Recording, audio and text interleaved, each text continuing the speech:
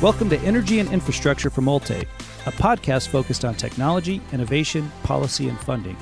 Our podcast discusses the hot issues facing our industry today, interviewing experts, CEOs, elected officials, and the disruptors making an impact in our industry. I'm your host, Aaron Lauinger, Market Director at Ulteig.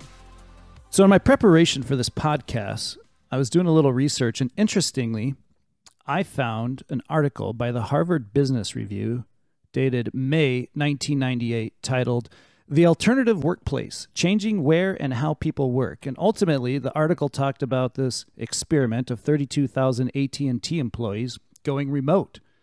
And who would have thought now, over 2 decades later, the entire industry, and let's call it the entire world primarily, has now gone to some remote work environment. As part of that work remote environment, we're seeing return to the workplace. However, depending on when you're listening to this podcast, because really it could be last summer, people were going to work and then went back home. It also could be this summer that people went back to work, and now here we are again in the fall talking about the Delta variant and going home.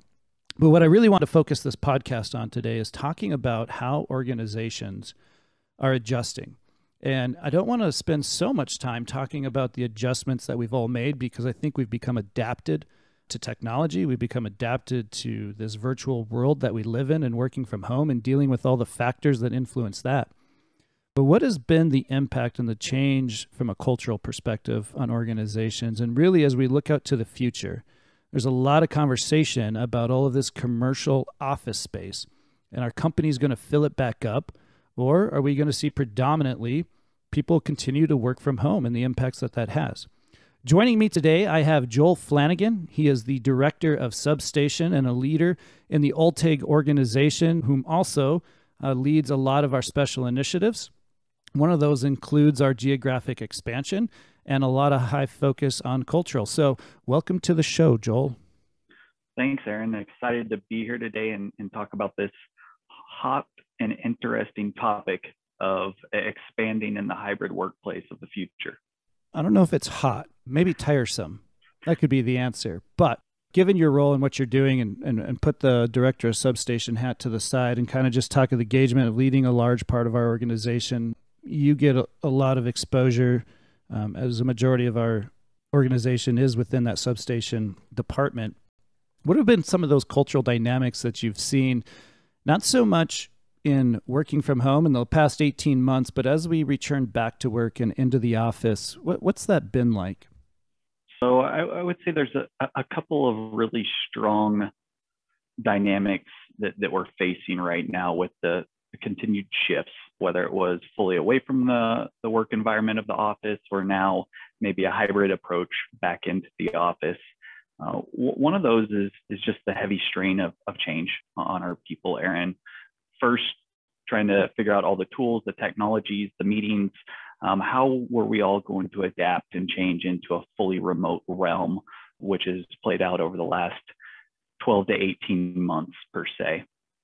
And then next, when we start phasing back in, as we've started to open the doors more widely open for individuals to come into the office, what does it now look like, right? In the new office of the future, the hybrid work office, where now you're not only balancing being around people that you haven't seen in person for 18 plus months, alongside half or more of your workforce possibly still being fully remote and not alongside you. So we had a 100% in office number or close to prior to, then we went 100% or close to remote. And now we're wading through these new waters of another change, which is that hybrid mix. What is that mix going to look like? It's probably different for each metro and area out there that you have a good presence of people in. And then what is it going to look like 3 months down the line? What is it going to look like 6 months? What does the crystal ball say about a year to 5 years out for our changing dynamic alongside this pandemic and our remote workforce? Yeah, it's been interesting too, particularly here at Ulteig. I think just like every other organization, we sent out the survey that says, are you going to return to the office? Are you going to work from home? Are you going to do a hybrid? If you are a hybrid, here's a couple options. And based on that initial survey and now, quote unquote, being back in the office, we're seeing that what those survey results were originally are not indicative of what we're actually seeing in the office. What do you think some of those dynamics playing into that are? There was a very interesting shift from the beginning to the middle to where we are today with people's responses to that survey question. And what we saw early on as people stepped into the remote realm and we transitioned fully into that area and arena where people were very happy in remote. It was a little bit of a honeymoon effect, one might say, of enjoying the freedom, the flexibilities of being at home, no longer having to commute into the office, depending on how bad that was. You had to drive through the traffic every morning and afternoon or evening in. And then as we pushed through, I think there was a period of that honeymoon effect washing away to a large extent. I think people started to wear down through the pandemic timeframe for multiple reasons, personal, social, mental health, whatever those items might have been. But halfway through that timeframe, or 12 months into that experiment for us, you started to see a lot more survey answers that were geared towards, I don't want to be as fully remote as I projected or thought 3 months in. I'd like to come more into the office. I'd like to be in at least a hybrid schedule, maybe more in the future. Fast forward to 3 to 6 months after that point in time, and when the doors started opening and people could come to the office, the reluctance set in of making another shift and another change, maybe having enough energy to do so, or knowing fully whether they felt safe always doing that, even though those environments were set up to be very safe at that point in time, along with case rates in geographic regions. I think there's been this back and forth, and I think that's going to continue in people's minds as they make this shift once again to see if they're comfortable in the new hybrid landscape of coming into the office and making that change once again from being fully remote of the last 18 months. Yeah, and it's interesting to see, particularly to larger organizations. I won't name any of them. You've read the headlines, you know who they are, but the CEO is essentially demanding you will be back in the workplace, in the office physically, which is changing. We've had that message, but now the Delta variant is surging, and plans originally, some organizations were going back this summer, some said September. Now it's all getting pushed. But through all of that, the one challenge I think every organization has had is managing culture.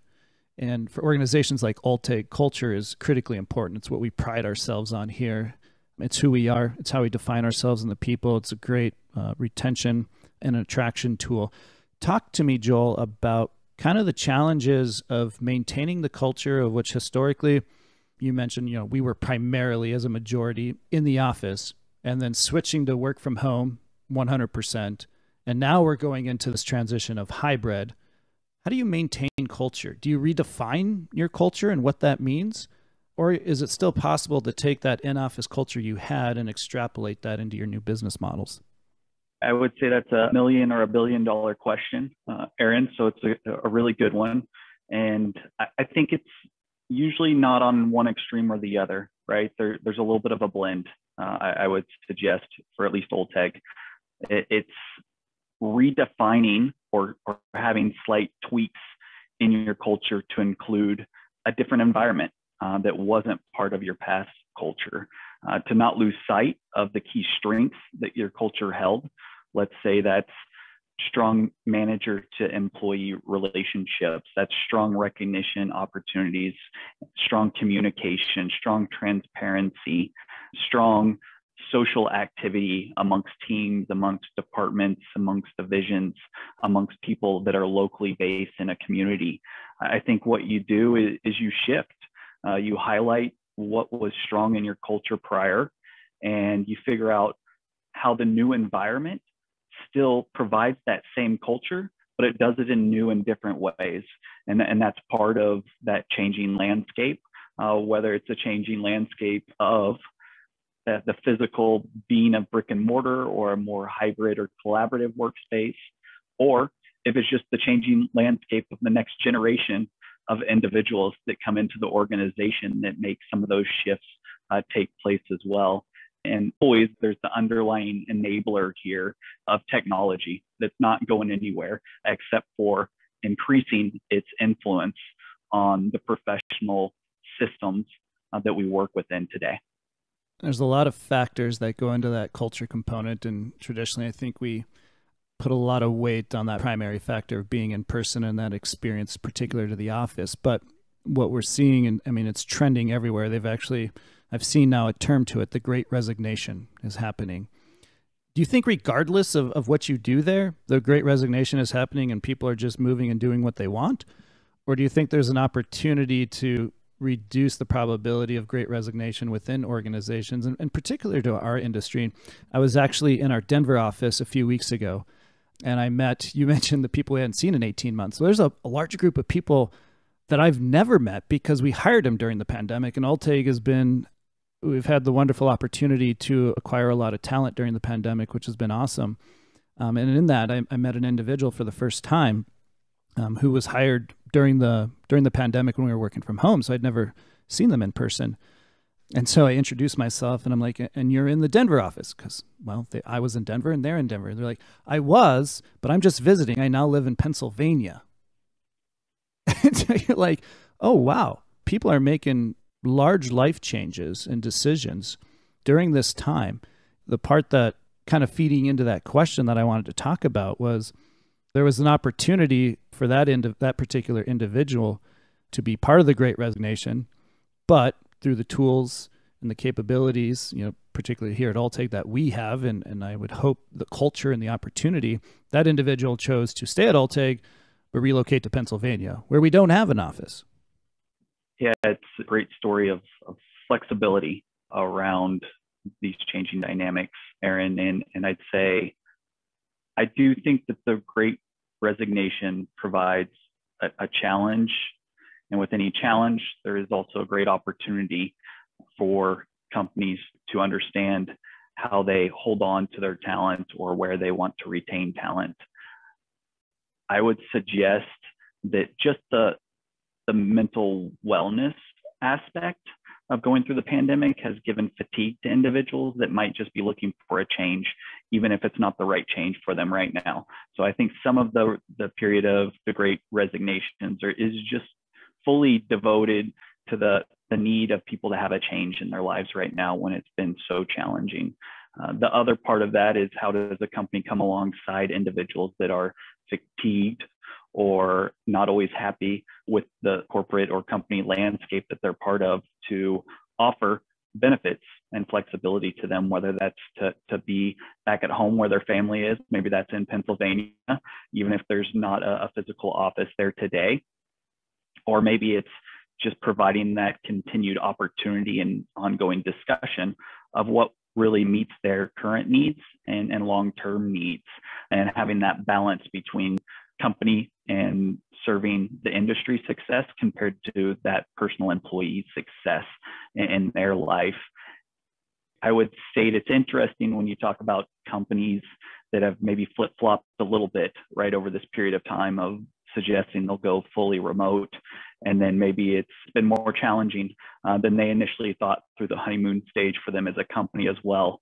I think most companies have probably seen some of that. You also see big companies stating that they might support full remote environment of the future, but there's a cost associated with it. So salaries may decrease for employees that are choosing that flexible option of working remote. So I really think that the company and the employees right now are trying to figure out where's the best balancing point for everybody to win in this environment going forward, knowing full well the shift has started to take place, and with technology opportunities ahead and the desire from the people of this generation and the generations to come to have more flexibility and opportunity to be and work where they would desire, I think that trend will continue in some way or another. Not maybe in the full steam ahead pandemic experience that we've had over the last 2 years, but definitely a continued trend in that direction. Yeah, it's been interesting seeing how organizations have adapted and what they've done through this process. And Ulteig, uniquely enough, saw it as a great opportunity in the regards to that everyone was working from home. So let's make some facility improvements. And we really focused on with a council and ad hoc committee, talking about what is the workplace of the future, trying to project forward and what that's going to look like. And we had some pretty innovative ideas that came out of that. Some of the things that come to mind first for what Ulteig's philosophy was in making some changes around the workplace of the future was really centralized around how do we create an environment in the office that's motivating for people to desire to be part of? What are the elements that really provide value to the employees and the industry or clients that we serve? And so setting that as a foundational element of trying to figure out what do we need to do to make this desirable for our clients and employees was the first main step. Out of those brainstorming discussions and initiatives around that, I think what we came to as one element is the idea of further collaboration, right? All offices harness a certain amount of collaboration that we've tried to recreate in a virtual landscape via Zoom, via Teams, via other functions. But what can you provide in the office space to further collaboration when you're in the office, or to further that ability to provide something that draws people in? So I'd say in current offices for Ulteig, there's been a high influence and move towards more collaboration, more opportunities for telecommuting or drop-down workstations, so that it provides support for that hybrid workforce of today and the future. How do we create better environments to leverage the collaborating, communicating nature of tomorrow? So that was one element. And then this idea around collaboration centers, really instead of offices, fully blossomed. And that's really about a more nimble, quick moving vehicle to invest in new areas. That really is that truly hybrid environment for individuals to utilize when they desire in that local community or in that local metro that they reside in. So a lot of individuals, I would suggest, Aaron, even though they desire to be fully remote, they desire to go work in a location of their choice, whether that's cost of living or that's being close to family, or that's just a move that they decided to make for X, Y, and Z reasons, also may find at some point in time that they're missing something. And that something might be that collaborating with people in person instead of being on virtual meetings all day long, and that fatigue of the virtual landscape. And so to complement that, you have a vehicle like a collaboration center to really come alongside that blossoming talent in certain areas to really invest in the local community and have that opportunity for that talent where they're residing today. I want to go back to that collaboration center idea. But first of all, kind of talk about the current challenge we see in it. It's not Ulteig industry, but a lot of almost all businesses, right? Particularly those in professional services and those with office space. We mentioned earlier the survey, and we have a certain amount that indicated they're coming back, but maybe they're not coming back, and now maybe we're going back home. And you have all of these organizations with all of this facilities, office space that's just wide open, which presents a tremendous challenge for organizations. And there's, traditionally in real estate, it's depending on your location, both geographically and then geographically within the geographic, it could be a tremendous expense. So how are organizations managing that facility challenge right now? I think you need to pause and assess that risk for the company from a facilities and overhead cost. Do you really need the full brick and mortar that you have today? Are you growing strongly into the industry of today and tomorrow, and you're right sized for opportunities ahead? How much are you confident that your strategy with facility placements, whether it's across the US or across the world, is going to be the right mix and balance that not only your internal employees require, but your clients need from you to serve them fully and successfully. So that right balance is a challenging question. And I would say it's different for each company, right? And assessing their portfolio of individuals facilities, where they want to take the hybrid workforce, and the clients that they're strongly in industry that they're strongly serving today. It's hard to think about geographic expansion when you have the challenge at home in your brick and mortar office currently trying to understand how much space do we need, and are we going to fill it, much less to have the discussion about, hey, where are we going to expand this year? What markets look good to us? But Ulteig is definitely taking that path, right? It's part of, we've had tremendous growth in the last 5 years, doubling in size. And as part of that, one of those drivers, those tools that we've utilized is geographic expansion.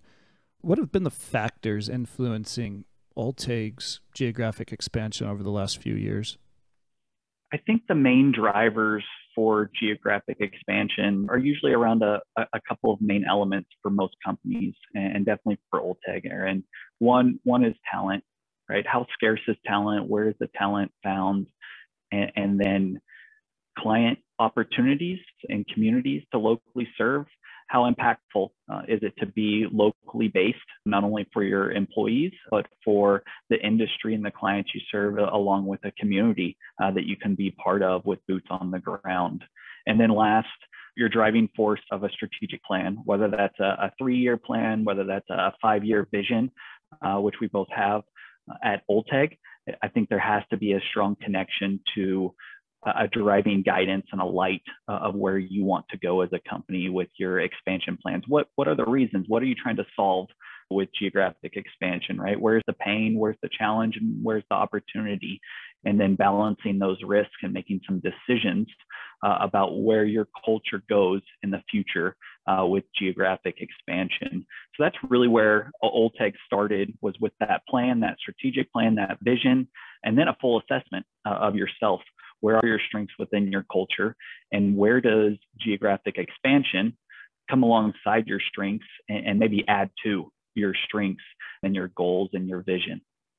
Traditionally, the industry says, where can we go that there's market opportunity? And Ulteig took a different lens and perspective and said, where can we go where there is talent? Because we truly are in a time of war for talent. But we also now have the Great Resignation. So do you think that's going to do you think the Great Resignation and the war for talent seems like a lot of challenge, but also seems like a lot of opportunity? How are those two going to come together, and really what organizations and how this industry as a whole, not just on the consulting side, but even on the vendor side, the supplier side, all across the board in every form and faction, there's an opportunity really to capitalize. What do you think are going to be the differentiators for those in this industry that can capitalize on the Great Resignation while there's a war for talent? The way I look at it, right or wrong, Aaron, in that talent realm, in the war for talent, is a war is a long-term thing, unfortunately. A battle is short-term. The war for talent in professional consulting services has been going on for quite some time, and there's no sight that we can see right now that that's going to ease up, with the generations of the baby boomers really hitting strong retirement. Gen X is right there next. And then we have some time with the millennials and the Gen Zs growing up into the industry. And we hope to see more blossoming talent, whether it's in the US, educational programs and systems, or overseas. So I think there's going to continue to be that war that we continue to step into. And what I would say is it's one battle at a time. And there's going to be battles maybe that you don't always win as well as you'd like. But the important thing is to learn from them and make sure you don't lose the next battle in a similar manner when you're looking for those talent plays. So I believe the investment and the strategic look of a long-term war on talent needs to be overlaid in any industry where you highly value your employees and what they bring to the final product that you produce. And in professional consulting services, I don't know how you argue around the fact that your diamond, your most valuable asset as a company, are truly your people. And so you need to put your money where your mouth is and make sure you continue to invest in that full war and hopefully win many, many battles along the way. Thank you for listening. Share our podcast and don't forget to subscribe to catch our next episode as our series continues to track the stimulus packages and we provide in-depth interviews with industry leaders and experts. Check us out at ulteig.com, where we listen, we solve.